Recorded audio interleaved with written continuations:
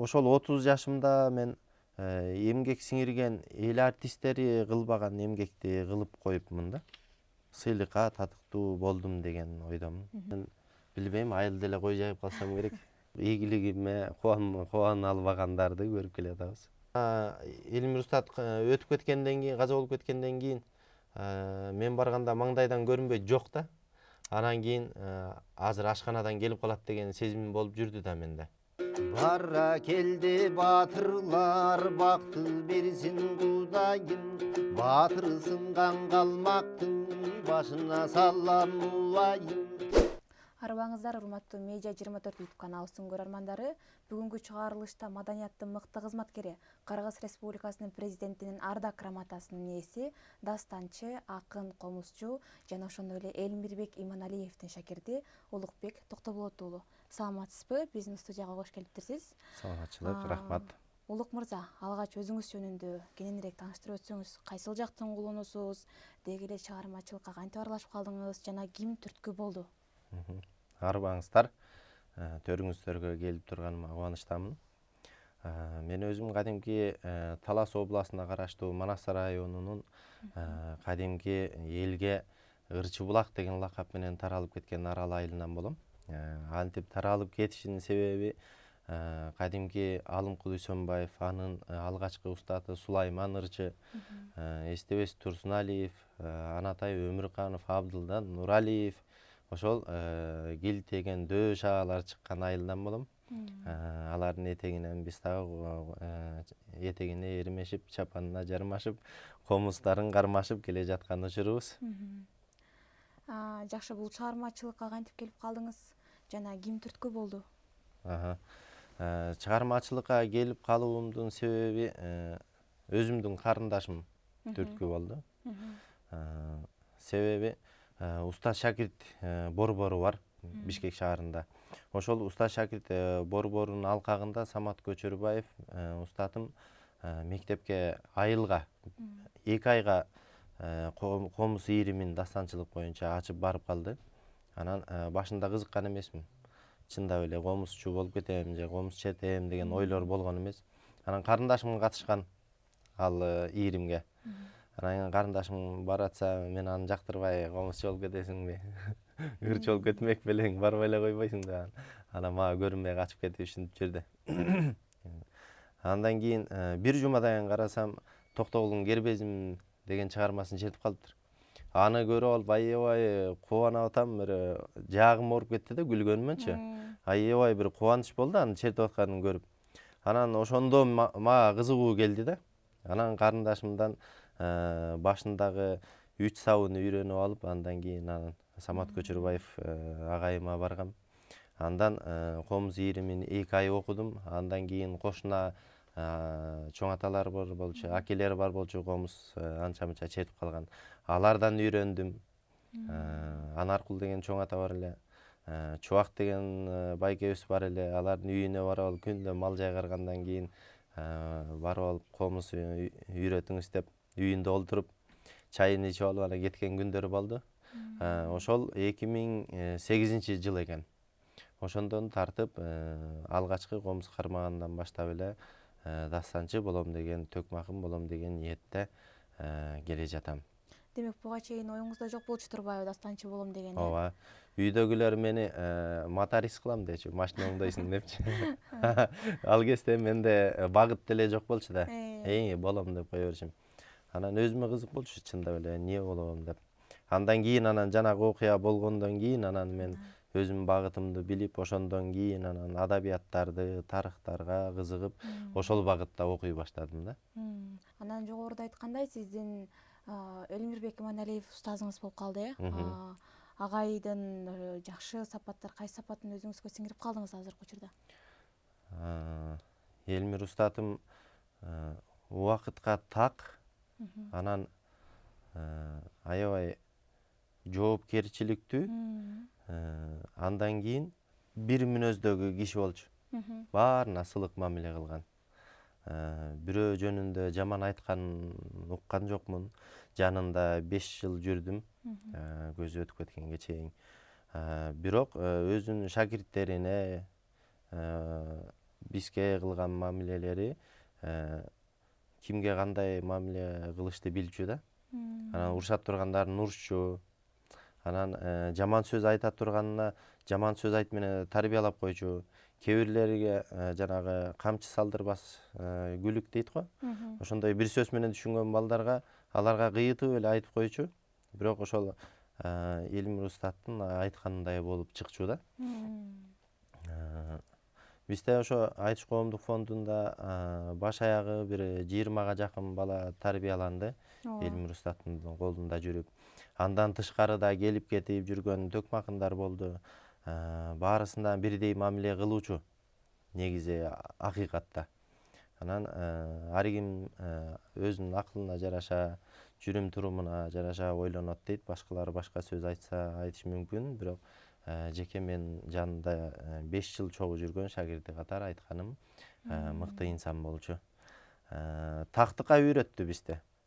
Эң кызыгы тактыкка үйрөтүп күндө эртең менен 7-де келгенге 100 сом деп койчу. Ал кезде эң биринчи келгенге дечү да.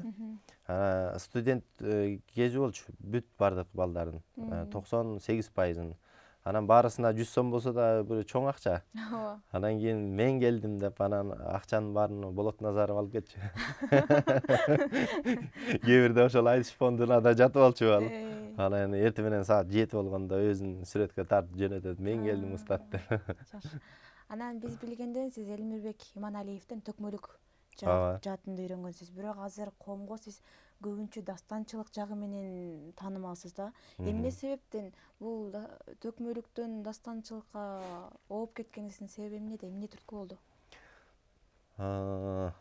Бул төкмөлүк өнөр менин баштапкы комуз кармагандан баштапкы кыялым да.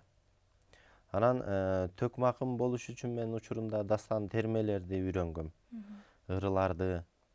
Анан Борбор шаарга келип калгандан кийин Айтыш коомдук фондуна келдим. 6 айдан кийин келдим. 2013-жылы келдим. 2012-жылы Борборго келип, Бүбү Сарабий Шаналиева атындагы искусство жана маданият университетине дастанчылык классына окуп жүргөндө 6 айдан кийин анан 2013-кө караганда январь беле, февраль беле ушул айларда баргам. Андан төкмө акындык жолго түшүп, сабак алып, кадимкидей арбытып калдым. Бирок мен ошол учурда дастанчылык классында окуп жүргөм да. Анан карап көрсөк, акындык Айтыш коомдук фонду түзүлүп, акындык жолу бир иретке түшүп калган да. Анан өзүмө окшош жаш балдар дагы көп. Алар менен мараталашып чуркаган деле бир топ түйшүк да. Анан түйшүк деп атканым мисалы ошол чөйрөдөгү балдар аябай көп да. Анан өзүмдүн дастанчылык боюнча окуп жаткан багытымда дээрлик эле дастанчылар жок эсе. Дастанчылык классын мага чейин деле бүтүп кеткендери болду. Бирок алар дастанчылыкты бүткөнү менен аны ырдабай коюшкан болду. Кээ бирлери тойго ылайыкташтырып оондурларды ырдап кетти. Кээ бирлери таптакыр эле базарда башка нерселерди сатып, болбосо айылда жүрүп калгандары болду да. Аны мен кийин уктум. Ошол дастанчы дегенде ошол кезде Өмүрзак Кайыповду, анан Роза Аманова эжебизди, Мээрим Карыпованы ушулар деле таанычу да, үчөө дастанчы деп.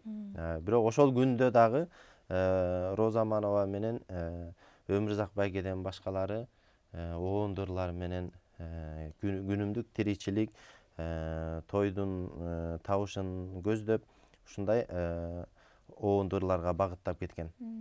Анан мен ушул жолдо өзүмө ишендим да. Башкалар баспаган жол менен бир чыйыр жаратсам буюрса келечекте, бири өзүмдүн атымды калтырган Сарыгунан Дыйканбаев сыяктуу чыныгы дастанчы болом деген ниет менен. Анан ошондон тартып төкмөлүк өнөрүмдү мен дастанчылык багытына которгон жокмун, ошол жака пайдаланып келатам да. Буга себеп 2022 жылы Курманбек эпосун өзүмдүн вариантымда 1700 ырсап кылып жазып, анан кийин аны Илимдер академиясына өткөрүп койгом. Актан изилденип, такталып, вариациябы же вариантпы деген негизде изделип, анан Чыңгыз Айтматов атындагы адабият бөлүмү бар Илимдер академиясында. Ошол жерден вариант деген негизге токтолуп, анан өтүп калды да. 2022 жылы ушул ишти кылгандан кийин өзүм бир кубанып, сүйүнүп, аябай толкундап, андан кийин Курманбек эпосу жанагы Сейитбек баласын аккан алып кетет 6 жашында. Өзү менен кошо алып кеткен жеринен окуя бүтүп калат. Анан аны YouTube'га киргизип коем, жалпысын Кыргыз радиосуна да берип, аяктан да радиодон берилди, бөлүнүп. Анан кийин бунун баласынын тагдыры аябай неме болду да, элге кызыктуу болуп. Аккан ошентип алып кетип калды Сейитбекти. Андан кандай өстү, кайта келдиби, же ошо аккан деле Кашкарда колунда калып калдыбы, атасынын кунун куудубу, өчүн алдыбы деген окуялар менен. Анан мен ойлонуп, муну Орозбек Урманбетов деген мурдагы залкар акын болгон. Ошонун вариантында баардык сюжетин окуп чыгып, андан кийин анан Сейитбектин ошол Кашкарда өсүп чоңойгондон кийин элине кайтып келип, атасы Телтору, атасынын аты Телторуга ээ болуп, анан кайта өзүндөй ашса ашкан, бирок кем эмес 80 баатырды, балбан баатырды топтоп, анан Аяш атасы Аккандын жардамы менен жер жайнаган колдун аркасында жана Дөлөнханды өлтүрүп өчүн алган окуясын аны өзүм вариантымда жазып, аны да элге тартуулагам. Алардын кубанганы комментарийлерде калтырып, укканыма жакшы болду, эми дабам канды, эми жаным тынчыды дегендер бар. Алардын жакшы ой пикирлерин окуп, өзүм дагы жыргап жүргөн учурум. Жакшы. Анан ушул өзүңүздүн вариантыңыз менен буга чейинки айтылган дастандардын айырмасы эмнеде өзүңүздүн вариантыңыз менен? Мисалы, Курманбек эпосу боюнча мен аны Калык Акиевдин сюжети боюнча жаздым. Баардык негизи эле Саргунан Дыйканбаевда дагы, Калык Акиевде дагы, анан Орозбек Урманбетовдукунда дагы, жана башка өнөрпоздордун баарысындагы жанагы Телторунун аттын ордуна кой күрөңдү минип чыгып атпайбы бышты чыкма. Ошол тулпар каяктан келип чыкканы айтылбайт да. Курманбекке ат коюлушу эмне себептен Курманбек деп коюлду, ошолор айтылбайт. Анан немеде Калык Акиевдин вариантында жанагы Курманбек баатыр каза болгондон кийин Тейит ханды өлтүрүп салды дейт Акканчы. Кыргыз жигитинен дайыны чыкпай калат. Ал эмне болду? Ал Орозбек Урманбетовдун вариантында жана Сейитбек дастанында келип атат. Аны кийин Сейитбек өзү жаңылбасам ушул неме башкалар өлтүрөт да муну Тейит кыргыз жигитин. Менин вариантымда болсо жана Аккан Тейит ханды өлтүргөндөн кийин кыргыз жигитти дагы артынан кубалап түшүп, андан кийин 40 жерден таап качып кеткен болот. Бул Тейит ханды өлтүргөндөн кийин бизде да жөн койбойт деп. Ошентип анан өлтүрдү деген варианттар кирген да. Андан тышкары дагы согуштун жүрүшү, окуялар, окуя негизи бирдей болгону менен, бирок ичиндеги сюжеттер башка болуп келет. Аны окугандар түшүнөт. Анан ушул сиз жаңы вариантты жазып чыкканда, буга бир интервьюда бар экен. Мен ортокмо калышкан, эмне сага буга чейинки башка айткан дастан варианттары жакпай жатабы деп. Ошол сын пикир азыр деле барбы жана андан кантип чыктыңыз? Ошол кезде айтылган, азыр айтылбай калды. Алар деле басаңдады. Күрөшүп жүрө жадаса керек. Бул чындап эле эмне себептен Курманбек менен Саргунан Дыйканбаевдин варианты классикалык вариант болуп эсептелип атса, андан тышкары варианттар эмне кереги бар деген ошолордон кыйын болуп кеттиңби, артык жазам деп деген нерселер болду да.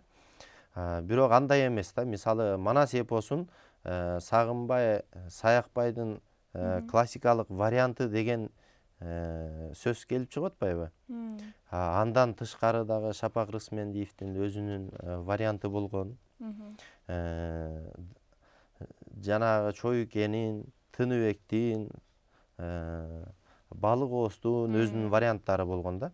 Ар ким өзүн айтканда, мисалы өзүнүн акындык дараметине, ой чабытына карата бир эле окуяны сөз менен берет да. Сенден мисалы мен бир окуяны уксам, мен башкача айтышым мүмкүн. Бул жерде бирөө болсо, ал башкача айтышы мүмкүн. Сен өзүң болсоң, сен башкача айтышың мүмкүн да. Ошол сыяктуу эле нерселер. Эгерде бир варианттан чыкпай ошо менен айткыла деген болсо, азыркы Сагынбайдын дагы, Саякбайдын дагы, башкалардын да варианттары жок болмок. Бир эле нукта, баарысы бир сөздү жаттап алып эле айта берген нерсе болуп калмак да. Варианттуулук бар үчүн ушул Манас эпосу дагы, башка дастандар дагы гүлдөп, өнүп, өсүүдө. Келе жатат, ошол бойдон калбай. Анан ушул дастан жазып атканда процесс кандай болот? Негизи илхомду кайдан аласыздар, дастанчылар?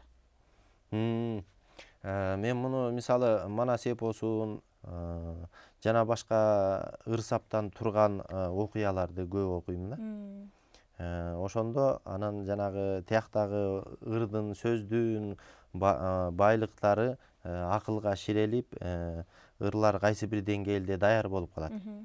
Анан мен ушул Курманбек эпосун дагы, Сейитбекти дагы, анан Кара Чоро деген дагы дастанды жазгам. Ошону дагы мен көбүнчөсүн бир 60% түндө жаздым да. Элдер уктап калгандан кийин эшиктин алдына чыгып алып, өзүмдүн кичинекей столум бар, ошого олтуруп алып, анан кийин жазасың. Күндүз болсо элдер, машинелер ары бери шуулдап өтө берип, бир аз жолтоо болот, кечинде тыптынч болуп калат.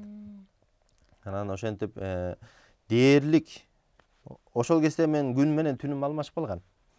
Эртең менен таңкы саат 7ге чейин дастан жазасың, андан кийин уктайсың. Уктап алып, кайта бир 3-төрдө, 2-лерде туруп алып, кайта ырга киресиң. Ушундай болуп калган да. Мен ошондо жумушума да барбай калчумун. Кээ бирде каякта жүрөсүң деп, азыр концерттер жокко, мен катыша турган иш-чаралар жок, мен дастан жазып атат элем деп. Ой, жумуштан эле жазбайсың. Аяктан башкалар бар, өнөрпоздор бар, алар ырдап, жолтоо болот деп. Анан ошол кезде жетекчилер дагы түшүнүү менен неме колдоо көрсөтүп, Кудайга шүгүр, Курманбек эпосун 1700 ырсап болду. Сейитбек дастаны аз эле бир 90го чамалаш ырсап. Андан кийинки Кара Чорону былтыр жазып бүтүргөм, биринчи бөлүк кылып. Андан кийин Тыныгуу аны 1,5 миң ырсап болду. Андан кийин 1 жыл Тыныгуу кылып, экинчи бөлүгүн 815 ырсап менен быйыл бүтүрдүм жайында. Анан аткарам деп азырынча аны запись кыла элекмин. Буюрса бир аз иштер бар. Ошолорду бүтүрүп алгандан кийин болжол менен ушу декабрларда запись кылам деген ойдомун. Жакшы. Анан дастанчылык өнөрү азыркы коомдо абалы кандай? Сиз жогоруда айтпадыңызбы? Баягы дастанчылардан сиз, Мээрим Гарыпова, Роза Аманова, баягы саналуу гана дастанчылар бар, Ооба. 10 жылдын жүзү болуп калды. Кудайга шүгүр, ушул дастанчылык өнөрүнө кызыккандар көбөйүп калды. Анын үстүндө дагы бизге жакшы жери Кыргыз улуттук Манас театрынын ошо өкмөтүбүз ачып берип, ал жерде манасчылар, акындар жана дастанчылардын бөлүмү бар. Дастанчылар бөлүмү түзүлүп, азыр 15 өнөрпоз ошол жерде эмгектенип аткан учурубуз. Ал жерге иштегенден кийин өзүнүн жумушунда талабы бар. Дастандарды иштеп, дастандарды даярдагыла деген. Ар бир концертке 2ден, жок дегенде 3дөн ушундай дастандарды кошуп аткарганга аракет кылабыз. Бул жашоонун талабы. Дагы бир ойду кыстара кетейинчи. Азыр эмне себептен дастанчылар аз деген, бул элдин суроо талабына көбүрөөк басымдуулук болуп калды да. Мисалы жөнөкөй эле бир эфирлерге барсаң, кыскара кырдачы, оңдурлар барбы, бир 3 мүнөттүк деп коет. 3 мүнөт болгондо бир дастандын окуясын баяндап бүтүрө албай каласың да. Ошол себептерден да учурунда дастанчылар азайып кеткен да. Бардык. Азыр болсо Кудайга шүгүр, эфирлерге барса дагы дастан айтам десе дагы алып баруучулар болобу, эфирдин жобосу болобу, барса каршы болбойт. 5 мүнөткө чейин бир дастандарды айтып бере аласың. Ал эми мурдага караганда азыр дагы жакшы нукка түшүшүнүн бир себеби бар. Бул дастанчылардын республикалык деңгээлде кароо сынагынын көбөйүп аткан учуру жана анын байгесинин көлөмдүүлүгү дастанчыларды кызыктырып, кайраттандырып атат да. Мисалы, азыр Кыргыз улуттук манас театрында иштегендердин баарысы жок дегенде 3төн дастанда мыкты деңгээлде аткара алат. Болбосо азыркы учурда айтылып жүргөн 12 дастан бар огонду, ошонун баарысын аткара алат да. Болгондо көрбөй атабызго, антпей атабызго дегендерге өздөрүнүн суроо талабы болбогон үчүн кээ бирлери аткарбай жүрөт. Буюрса ушул жакында Кыргыз улуттук манас театры уюштуруп байге фонду 1 миллион сом коюлган дастанчылардын республикалык деңгээлде кароо сынагы болгон атат. Ага дагы азыр дастанчылардын буюрса немеси даярдыгы күчтүү. Ал ошол манас театрында дастанчылар бөлүмүнүн жетекчисисиз. Ал жакта шакирттер барбы? Бул өнөргө кызыккан жаштардын каалоосу кандай болуп атат? Азыр ал жакта шакирт алган жокпуз. Себеп дегенде бул шакирт тарбиялоо өтө күчтүү мээнетти талап кылат. Бир нерсе бар, ошону эске ала кетели. Окуучу менен шакирттин жалпы аталышы бир болгону менен экөөнүн айырмасы аябай чоң, асман менен жердей да. Окуучу мисалы бирөөгө бир нерсе үйрөтсөң, же бир сөздүн түйүнүн чечмелеп айтып берип койсоң, ага үйрөтүп атсың, окутупчу. Ал окуучу боюнча эле кала берет. Бир университетте же бир мектепте канча баланы окутуп атсың, анын баары окуучу да. Бирок ошонун ичинен тандалып, ошол сен үйрөткөн өнөрдү алып чыгып, өзүңө тең тайлашып, өзүңдөн жада калса бийик болуп кеткенде гана ал шакирт болот. Устат дагы ошол. Мисалы, мени менен кошо бир группада 30 бала окуду дейли, же бир класста 30 бала окуду дейли. Бизди канча бир мугалим окутат да. Анын баары окутуучу же агай же эже болот да. Анан мен андан татыктуу билим ала алсам, ошол агайымдын күткөнүндөй боло алсам, мен ошондо гана ага шакирт болушум мүмкүн. Же болбосо окуучу бойдон калып кетишим мүмкүн.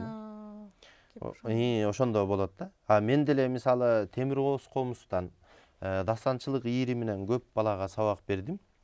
Бирок ошолордон азыр шакирт болуп, ушул өнөрдү алып кеткен эч ким боло элек да. Баары эле шакирт боло бербейт. Ооба, маселе ошондо. Анан муну сурагым келип жатат да. Кыргыз Республикасынын президентинин ардак грамотасын сиз 30 жашыңызда алдыңыз да. Ал эми бул абдан чоң жетишкендик албетте. Ал эми азыр 50-60 жашка чыгып деле бул сыйлыкты ала албаган өнөрпоздорубуз абдан көп. Ооба. Анан эмне себептен, кайсыл эмгегиңизден улам бул сыйлыкка татыдыңыз сиз? Туура. Негизи ушул эгемендүүлүк жылдардан тарта карап көргөндө, өзүнүн вариантында дастан жазган, же болбосо көлөм узак мөөнөттөгү дастандарды аткарган өнөрпоздор боло элек экен да. Ашып кетти дегенде бир долбоордун күчү менен бир дастан аткаргандар бар.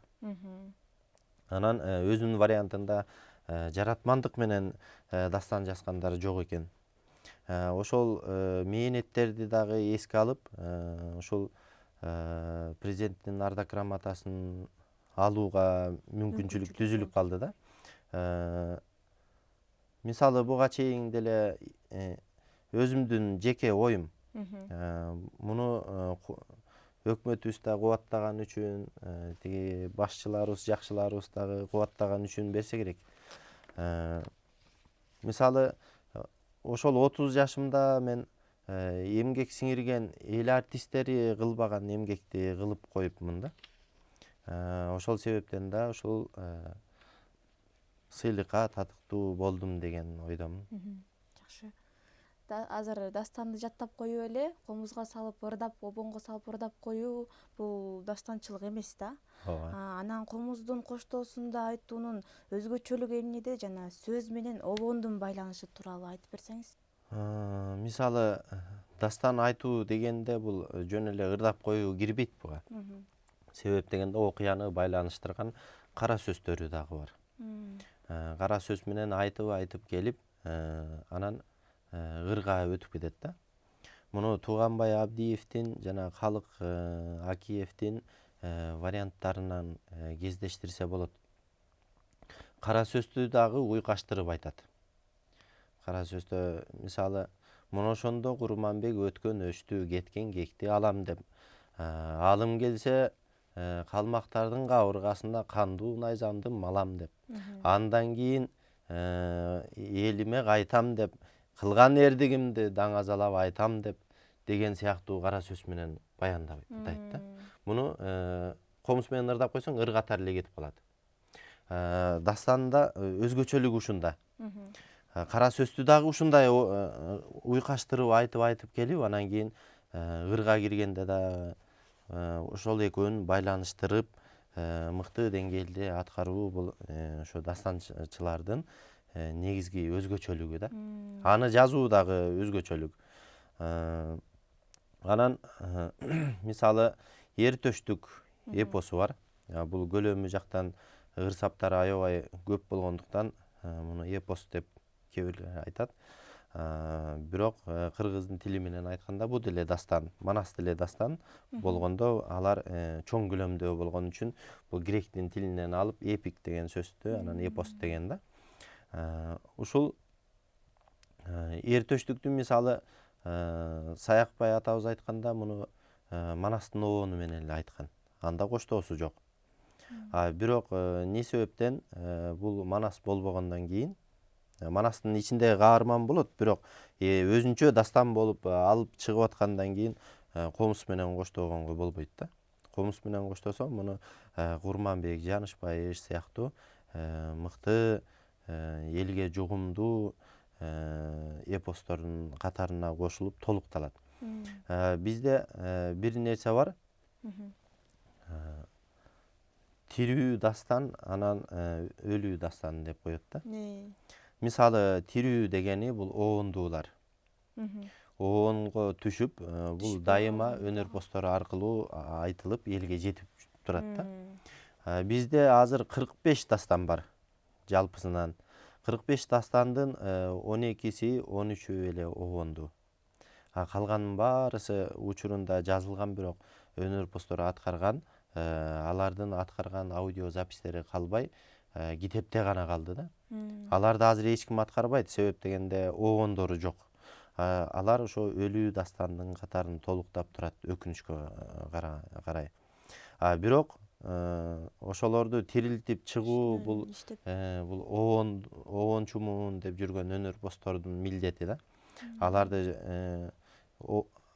дастандарды обонго салып тирилтип койсо, бул өзү үчүн дагы, тарых үчүн дагы, келечек муун үчүн дагы чоң милдет деп эсептейм, жакшы болмок деп да эсептейм да.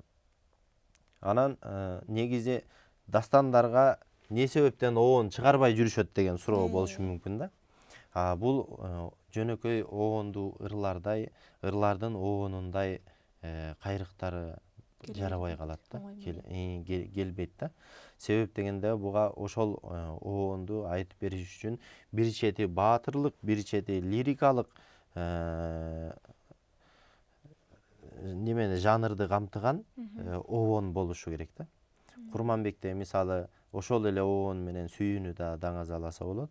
Ошол эле обон менен баатырлык окуяны дагы, баатырлардын эр сайышын дагы айтса болот да, согуштук темаларды дагы. Ошол сыяктуу обонду жаратуу өзү аябай кыйын. оончулардын өзүнө. Ошол себептен да бул нерсеге кайрылган жок көбү. Келечекте буюрса Кудай Таала мыкты өнөр берип, оончулуктун сересине чыккан агаларыбыз, эжелерибиз бар ушул заманда деле.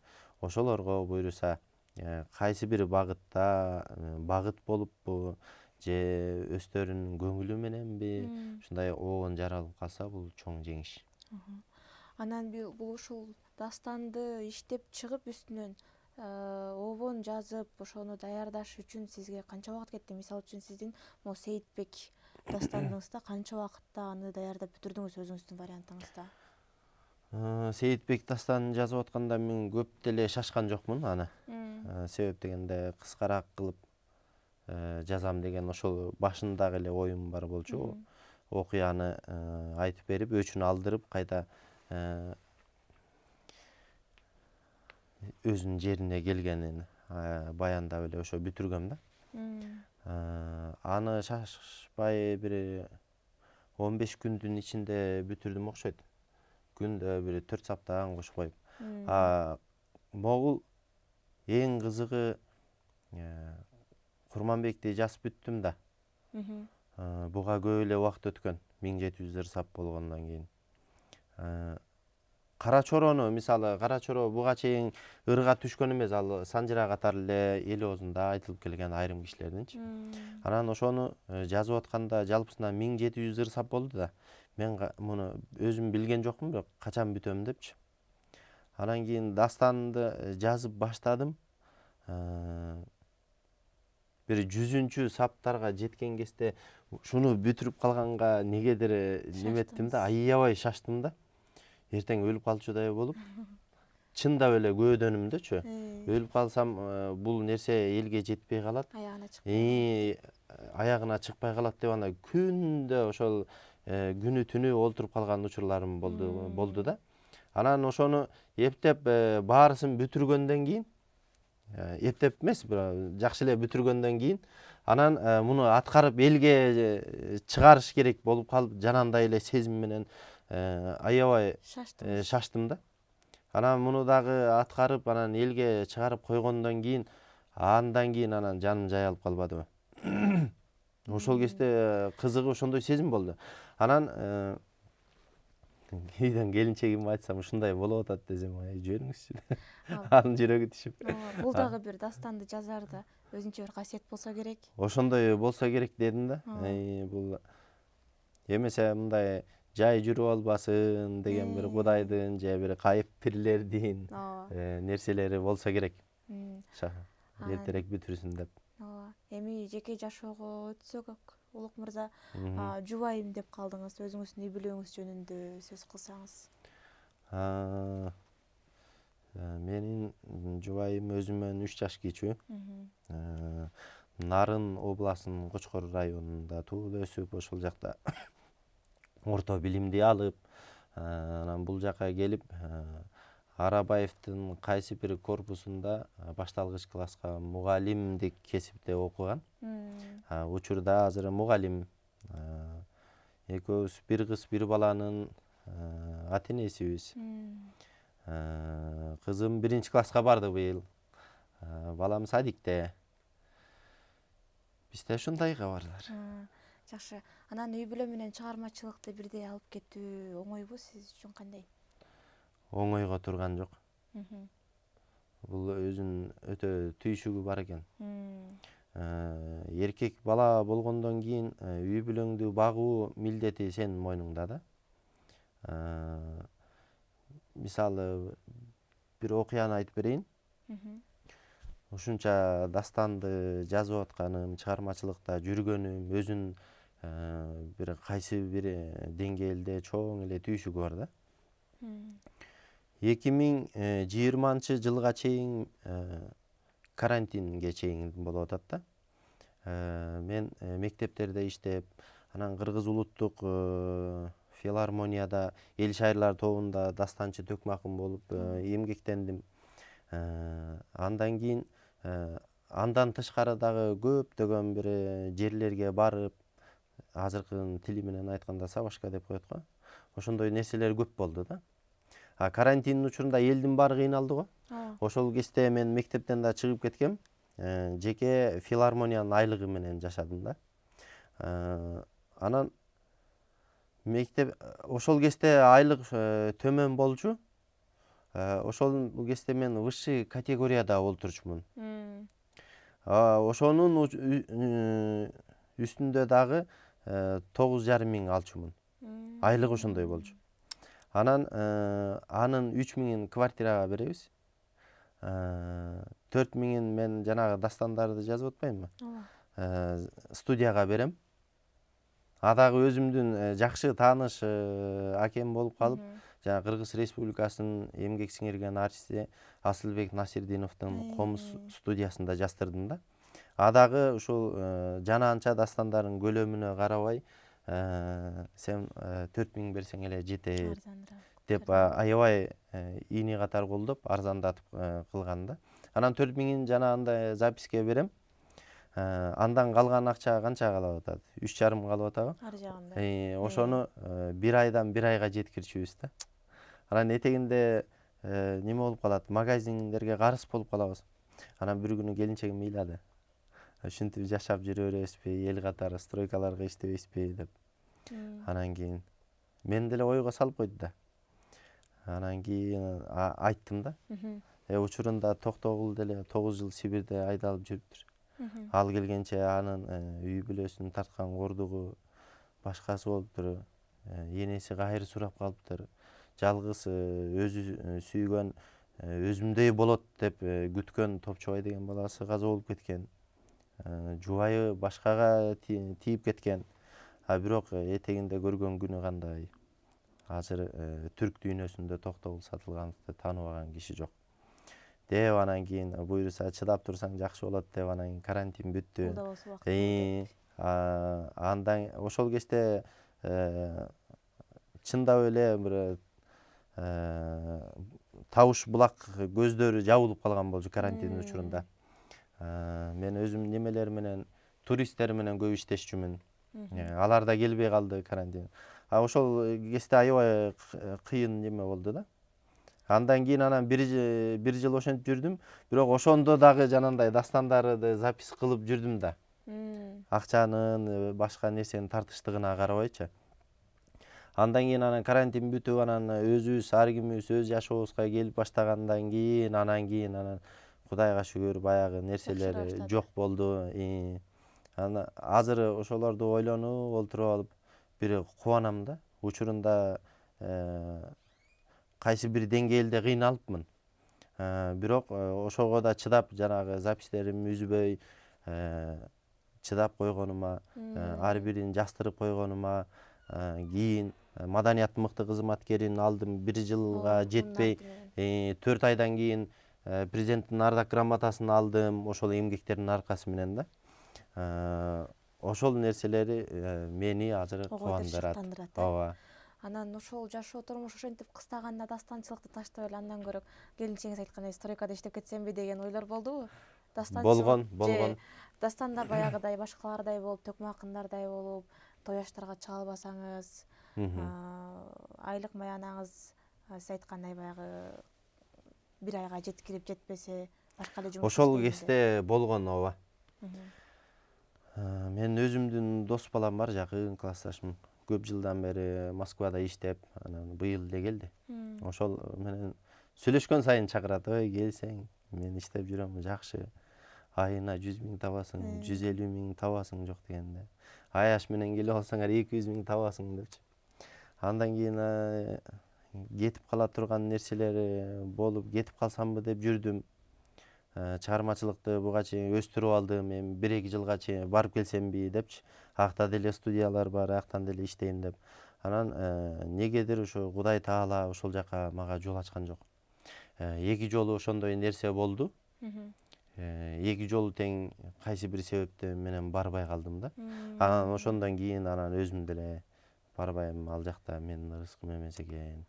Кудай Тааланын айткан жолу ушул экен деп анан кийин баш отум менен азыр баарысына кайыл болуп ушул өнөрдү аркалап калган учурум. Сиздин өзүңүздүн бала чакаңыз ушул сиздин кесибиңизди аркалап кетүүсүн каалайсызбы? дастанчылык өнөрдө? Мен каалайм же каалабайм деп айтпайм. Бул жараткан Үмүттөнөсүзбү? жок. Жараткан кайсы өнөрдү берсе дагы, ошол өнөрдүн өзү сүйүп, анан элге, журтка, анан ата-энесине жарыгы тийген өнөр болсо, ошону аркалап кетсе, ошонун мыкты адиси болсо, кайсы өнөр болсо дагы, ошого кайылымын да. Анан Улукбек Токтоболот уулу эгер дастанчы болбосо ким болмок? Өзүңүздү кайсыл тараптан элестетмекчисиз азыр бул өнөргө келбесеңиз? Бул өнөргө келбесем, мен билбейм, айыл деле кой жайып калсам керек. Анткени окунуп бүткөнчө эле жайлоодо жүрдүк да, мал менен. Ошол эле жакта жүрүп калсам керек. Сиз бул өнөргө келгениңизде ата-энеңиз кандай кабыл алды? Кубанычтыбы? Мен төкмакындыкты дастанчылыкка пайдаланып, ушу дастанчылык өнөрүмдү көтөрүп жүргөнүмө атам учурунда бир аз капа болду. Сени төкмакын болсун деп жөнөтпөдүм беле депчи. Анан учурунда айтып, түшүндүрүп айтып көрдүм. Анан мен өзүмдүн да түшүмө кызыгы аям берди да.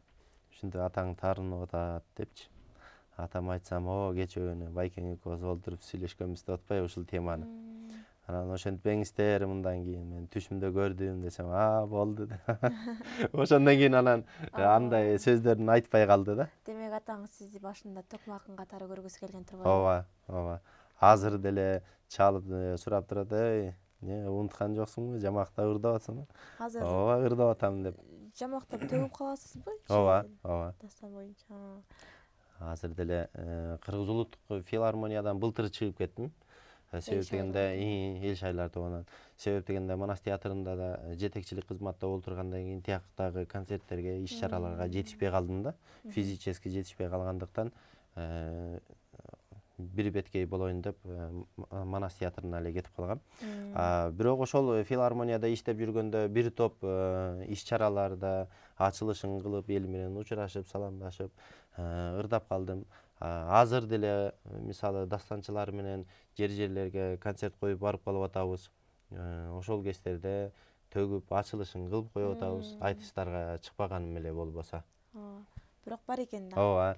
Өзүмдүн тар чөйрөлөрүмдө кошуналар менен, достор менен олтурганда жамактап, ырдап, мактап коебуз, кээ бирлерин кактап коебуз дегендей.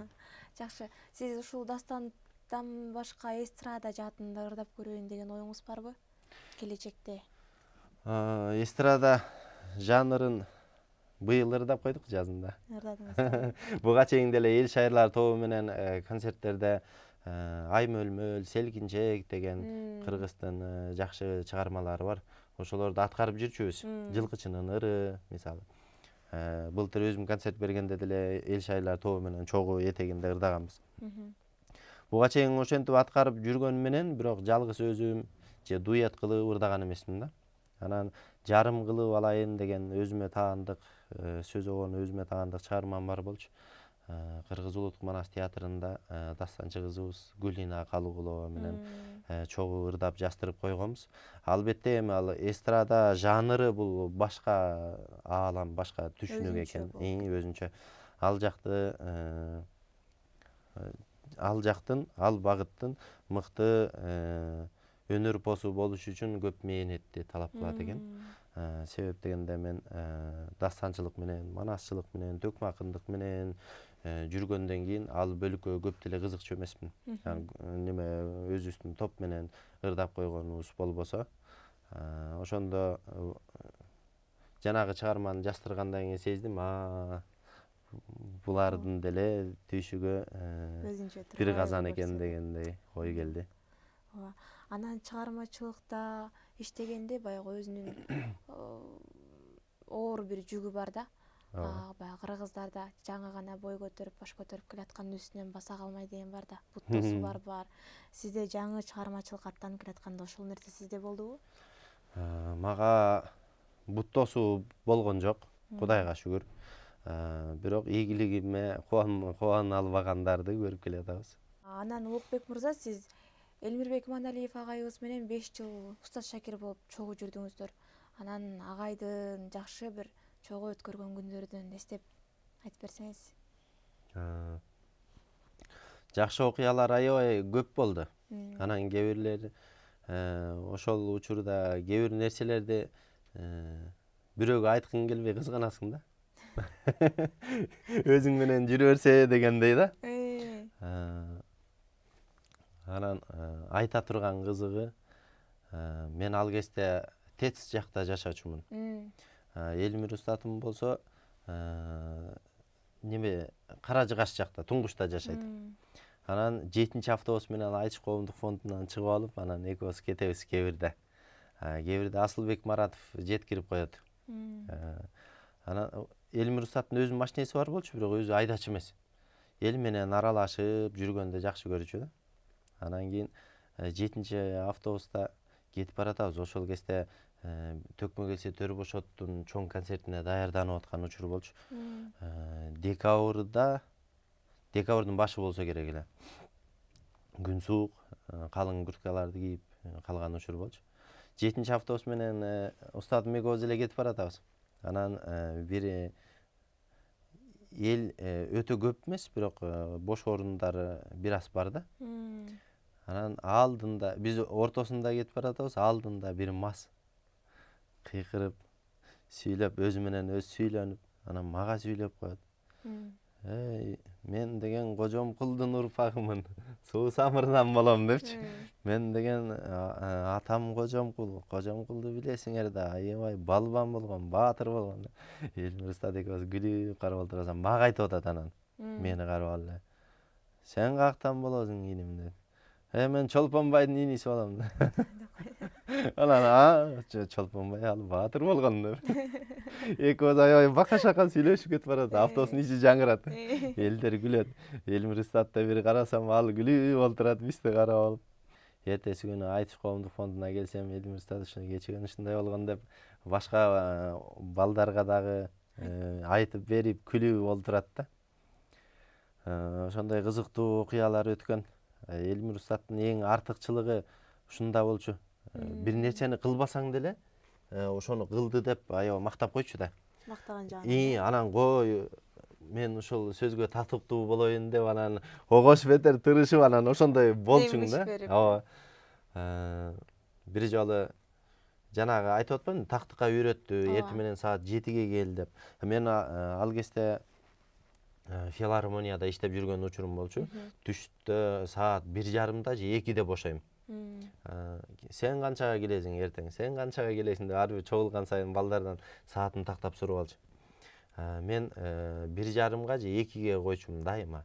Ошондойда келип калам, концерттери жок учурунда филармонияда. Улукту жазып койгула, эртең 13:30 келет деп. Анан дагы башка акындарды жаздырып коет. Анан мен ошол кезде Элмир устаттын ошо шыгы менен, нугу менен аябай тактыкка үйрөнгөм. Анан саат туура 13:30 болгондо 1 мүнөт эрте барып калсаң эчте турасың. 30-да кирейин депчи. Анан 30-да кирип барсаң, мына улук келди, жазгыла. Туура так убакытта келди деп. Анан дагы башкалары 5 мүнөт кечигип калат, 1 мүнөт кечигип калат. Кээ бирлери жарым саат кечигип калат. Анан аябай узак кечигип калгандарга, көп кечигип калгандарга урушат аларды. Эй, монча кылбадың беле да. Ал шылкый уялып калат да. Анан бир жолу атын айтпай эле коеюн, бир төкмө акыныбыз айтышып атып, ырдап атат. Мен ушундай баламын, таң атканда сак киши дейт да. Анан өзү кара бала, бирок ак киши. Анан Кремлдин саатындай жүрүшү абдан так киши депчи. Устатыбыз угуп олтурат. Койчу ай сен. Так эмессиң. Так деп улукту айтат депчи. Анан ошентип тамаша аралаштырып айтып коюп атабы.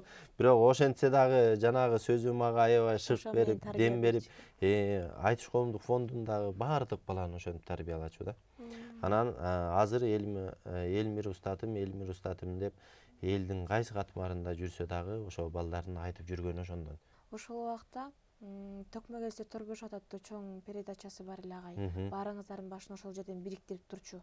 Ал эми азыр болсо Элмирбек, Темирбек Матыбаев, Элмирбек Иманалиевдер алар Элим School аттуу башка YouTube каналы. YouTube каналында өзүнчө иштешет.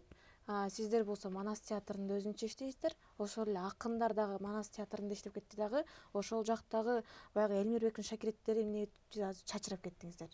Эмне себептен ошонун башы биригип кайра баягы Элмирбек устаттын түзгөн командасына кайра айлансаңыздар болобу? Болот негизи. Бул жерде орчундуу деле маселе жок. Кээ бирлери мисалы эркин жүргөнүнө байланыштуу, өкмөттө иштеп көрбөгөнүнө байланыштуу, өкмөттүн шарттарына көнө албай койду да.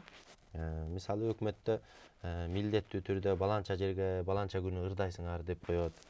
Айтыш коомдук фондунда андай жок. Эркин концертиңди дагы өзүң барам деген жерге барасың, каалабасаң барбай коесуң. Ошол эркиндүүлүккө күбөнүп алдыбы деген ойдомун да. Анан экинчиси жанагы Элим школ деген немеси, Элим ТВ YouTube каналы. Бул Элмир устатым бар кезде ачылган канал. Устатым өзүн ушуну демилгелеп, ал кезде жумалык дегендер болор эле. Жумалык деген апталык. Бир жуманын ичинде кайсы окуя өттү, ошону төкмө акындар ыр менен айтып берчү. Журналисттер мисалы телевизордон, жаңылыктардан айтып берип атпайбы? Ошол сыяктуу эле кылып, ал окуяларды колдон келишинче талдап, мындай кылсаңар жакшы болот деген багытта айтып берчү. Анан төкмө келсе төр бошот долбоорубуз, эфирибиз бир жумада бир жолу түз эфир болуп турчу УТРКдан. Буга чейин. Элмир устат бар кезде.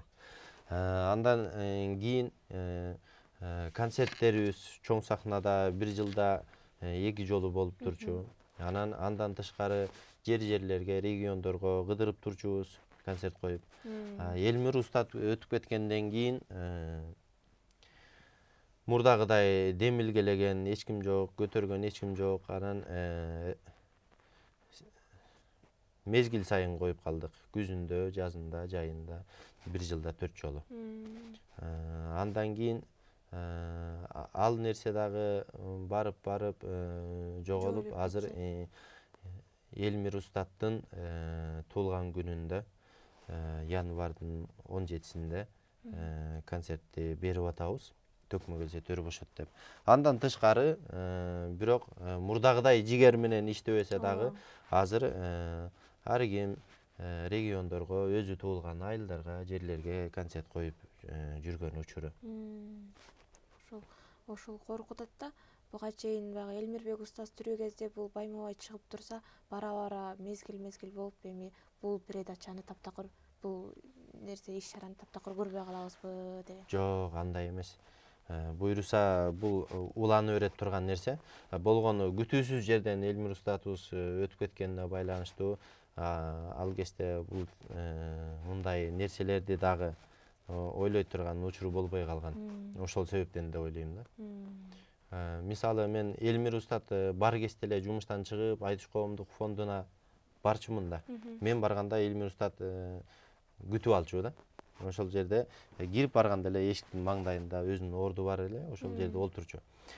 Устат өтүп кеткенден кийин Айтыш коомдук фондуна барсам, жок болуп калды да ордунда. Мен барганда ошол жерде болбосо ашканада болчу. Түштө барчумун да, себептен түшкү тамактануу учурунда. Анан азыр ашканадан келип калат деп күтүп олтурганда келип калчу да. Элмир устат өтүп кеткенден кийин, каза болуп кеткенден кийин мен барганда маңдайдан көрүнбөйт, жок да. Анан кийин азыр ашканадан келип калат деген сезим болуп жүрдү да менде. Анан билесиң бирок келберинчи. Бирок жүрөктүн кайсы бир түпкүрүндө ошо ашканада азыр келип калат деген нерселер болду да. Анан ошол себептен күтүп, олтуруп, бир аз анан кетип каласың.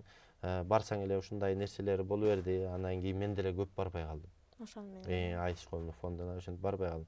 Анан кийин балдарды сагынган кезде анан чогулуп турасыздар. Барып, ошол жака жолугуп, ушинтип турабыз да. турабыз эмес, турам да мен өзүм жеке өзүм. Жакшы. Анда бизге өзүңүздүн дастандарыңыздан чертип бересиз. Аткарып берели. Анда Курманбек дастанынан үзүндү аткарып берейин. Курманбек баатыр 24 жашында калмактарга барып, элимдин өчүн алам деп кеткен, кегин өткөн өчүн алам деп Экез баатыр менен Дөлөн ханды катар сулата эр сайышка чыгып жыккан жеринен үзүндү аткарып берейин. Курманбектин калмактарды көргөндө кыргыз жигитке кубанып, маңдайы жаркып, таңдайы балкып айтып турган сөзү.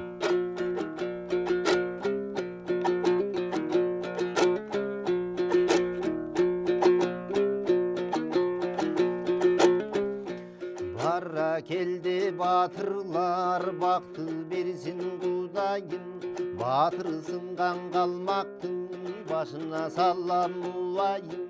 Капыр калмак бет келсе, кантип карап турайын, карганы көргөн бүркүттөй калмактын башын жулайын. Качанкы элдин кайгысын каны менен жубайын, качырып кайраң аркага каласына кубайын. Камбылы чыкса сурулуп, кандеке башын тыгайын, ак найзамды батыры батынан жерге жыгайын. Деп ошентип Курманбек тел торуну бастырды, темир найза колго алып далыга калган тактырды. Туягына жерге мылгытып тулаңды жерди кастырды. Кара селди калмакка 40 эле киши келди деп калмактар күлүп каткырды. Хан Дөлөн туруп кеп айтат, Экезим уккун деп айтат, эрдем сиңген баланы эртерээк жуткун деп айтат. Атам корун барында, ол турганда тагында, урушуна батыр ер болуп, ошондо жүрдүң жанында. Оёнмун деген ой неченди, удардын эле малында, батырлыгын башынан барыбызга малында. Курманбекти качырып түшүрсүң сайып атынан, 40 жигитин кыралы бирин кетип артынан. Биринчи кирип баргандан намысын ойлоп тартынам, жекеге ханы чыкты деп жемерчип калар артынан. Эр өлгөн өзү чыкты деп ой эмне калат баркынман. Карыдым деп жалтанба, каның бар менде аркаңда, кайта качар сүрүңүн карама каршы барганда. Кармаша кетсе качпастан, адисиң аттан алганга, деп ошентип кеп айтып, Дөлөн хан кебин көп айтып, батыр Экез ой ойлоп барбаймын деп айта албай, хандын сөзүн кайтарбай, ишенип турган өзүнө ишер ичин майтарбай. İçinem batır sızıldı, karılıktan kısıldı. 80'den aşıp karıdım, sengirde elim arıdım. 80'de düşüp sayış koy, seslenip içten tarıdım. 90'da tayap karıdım, toda elim arıdım. 90'da düşüp sayış koy, dolgunup içten tarıdım. Kuşu yaşta sayışsam, kaydan emi jarıdım. Ошентип ойлонуп, темирин кийип оңдонуп, темирни батым бастырса, туягы жерди оңгоруп. Экез менен Курманбек эки жактан бет келди, жебедей ай учуп биринчи жер таянтам деп келди. Кагышкан жерден экөөнүн найзасы бирдей жеткенди, чарайына качак этип найзалары ийилди. Нар кескен өтпөс золоттун бети карыш чийилди. Кайра кайрып буданын качырды кайта бири-бирин, карсылдашып кагышты карматышып бар жинин. Карап турат барысы каңтарат деп кимдигин, 40 жигит сүрөп дем берет о көрсө түшүп бирлигин.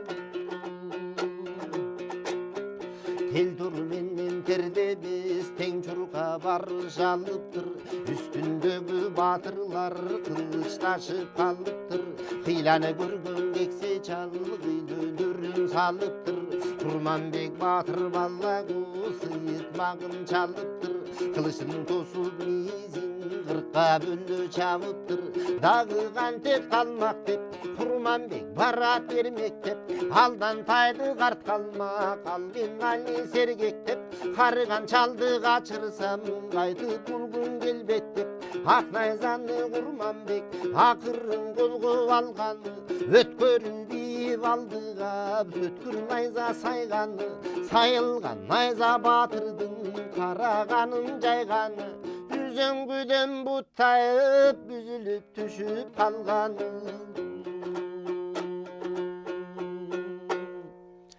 Екезден дөлөн айрылып, эси оп кайгырып, батырынан айрылып, башы оп кайгырып, каныңды төгөм сенин деп кан дөлөн катуу айгырып Курманбекти качырып келет. Мына ошондо жээлигип келген экездин жээликкен жинин кактым деп, жерге канын чачтым деп, жетимин калмак келсе да жеке артык бүгүн бактым деп, айкырып келген дөлөндүн алын байкап бактым деп, жалтан чагы бар экен алдындагы аттын деп, атың начар болгон соң ажалдан кантип качтың деп мурутунан жылмайып, муну да эми алам деп мурун жетип бир сайып, бири беттешип жыга албай Дөлөнхан калган намыска, кайрылып кайта качырды экездин өчүн алышка, эси дарты найзасын эт жүрөккө малышта. Мына ошондо каарданып кыйкырып караланы зыргытып көнөктөй болгон даңканы көктү карай ыргытып тулпары октой келатат. Мына ошондо кең талааны чуу кылып деп Курманбекти качырып келе жаткан жеринен найза учуна келгенде ач кыйкырык салып караланы мүргүтүп жиберип жалтантып, анан найза сайып өтүп Дөлөнханды кошо жаралуу кылат да. Бул окуялар ушинтип айта берсе уланып кете берет. Бул сиздин вариантыңыз Ооба. Улук мырза, биздин студияда бүгүн конок болгонубузга абдан чоң ыраазычылык. Дагы да болсо муну менен чек болбосун. Рахмат. Чыгармачылык ийгилик каалайбыз. Дагы да болсо кыргыздын улуу мурасын алдыга сүрөп, дастандарды жазып, элге жакшы өзүңүздүн эмгегиңизди тартуулай бериңиз. Рахмат, чоң рахмат. Бар болуңуздар сиздер. Урматтуу Медиа 24 YouTube каналыбыздын көрөрмандары, сиздер менен бул чыгарылышта дастан дүйнөсүнө терең сүңгүп жана аны сактап келе жаткан Залкар муундун өкүлү Улукбек Токтоболот агайыбыз менен маек курдук. Ал эми сиздер менен кийинки чыгарылышта көрүшкөнчө сак саламатта туруңуздар.